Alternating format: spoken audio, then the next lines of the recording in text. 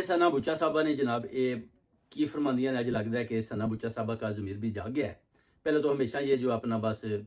بہت بڑی پٹوارن کا کام کر رہی تھی، مگر ابھی جو یہ جو باتیں کر رہی ہیں نا، یہ کہتے ہیں کہ میں کہتی تھی کہ جناب آئین اور قانون جو ہے نا اس کی پاسداری ہونا چاہیے،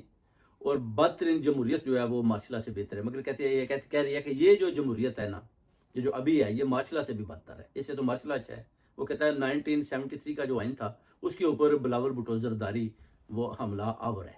کیونکہ وہ قانون کی پاسداری نہیں کر رہا، اور جو جمہوریت کی بات کر رہا ہے. اور یہ جمہوریت اس کا تو پہلے وہ کہتی ہے جنازہ نکل چکا ہے، اور ابھی اس سے بہتر تو جو ہے نا اپنا ہونا چاہیے، اپنا مارشل لا لگنا چاہیے. اگر مارشل لا آ جاتا ہے تو اس جمہوریت سے اچھا ہے، کیونکہ یہ جمہوریت